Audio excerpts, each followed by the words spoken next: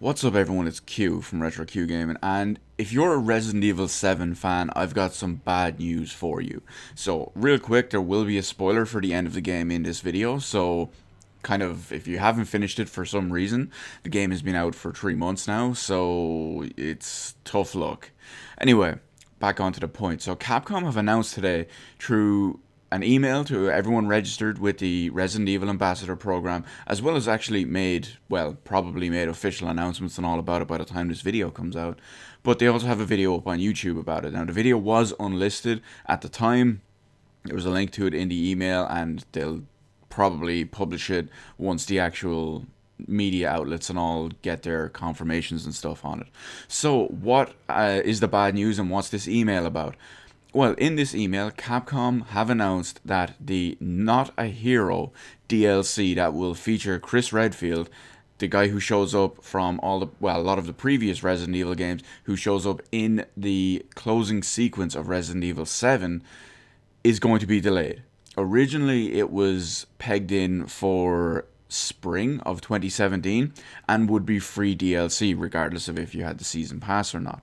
Unfortunately, they've cited that it's not quite up to the expectations on quality levels of Resident Evil 7, especially because Resident Evil 7 was so highly praised and highly received once it actually released. So what they have done is they have taken this opportunity to actually delay the DLC so they can polish it up and bring it to a better quality standard acceptable of what they say Resident Evil 7. Now, at the same time, they do also mention one other factor that came into play as well, is if you keep up with Resident Evil 7 or any of the just kind of season pass content and all for it, there is still one main season pass content DLC. Content DLC makes no sense because the C in DLC is content. So what I said would have just been one content, downloadable content. That makes no sense. Anyway, back to the actual point. There's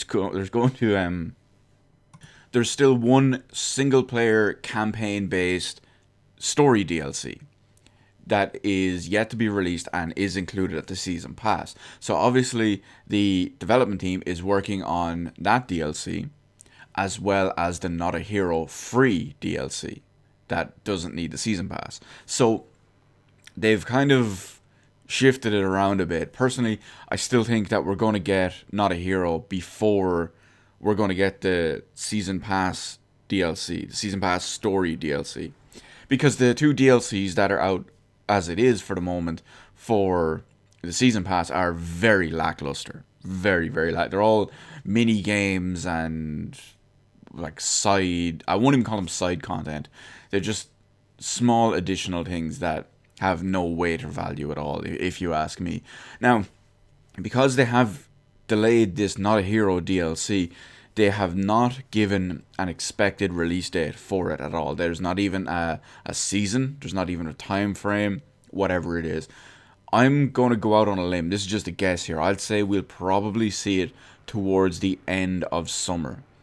Late June at the very earliest, but probably in July or August. That's just my guess, completely unfounded, but when you factor in what they could have potentially already have and what they could actually do in, say, the next 2 or 3 or 4 months, I think that's pretty reasonable.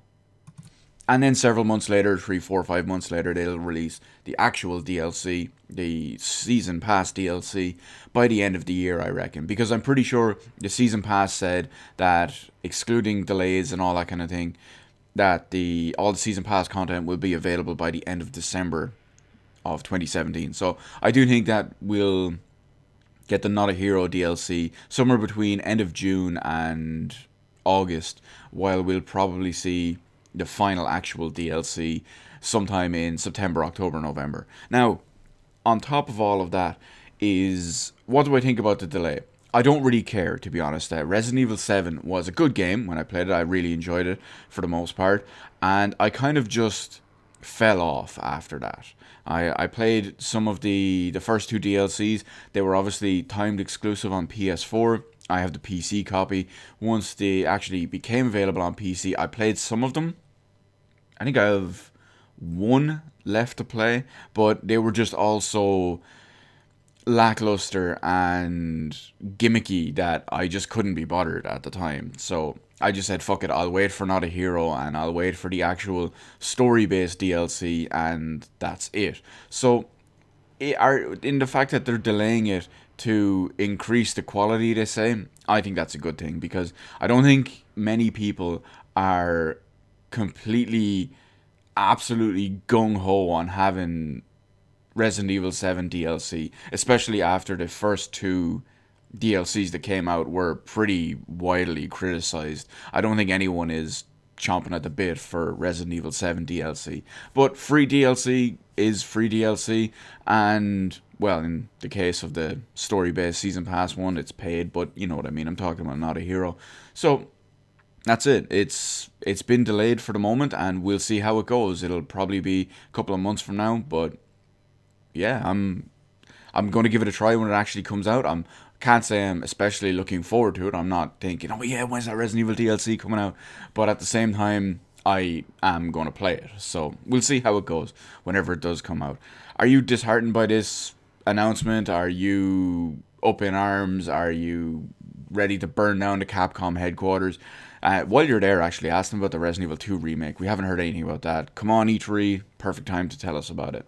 So let me know what you think about the whole delay and the reasons cited for this DLC to actually be delayed and possibly improved. Let me know all of that in the comment section below. Hit the like button, hit the subscribe button. You can follow me on Twitter, details in the description below. Thank you for watching, and I'll see you in the rest of the videos in the channel.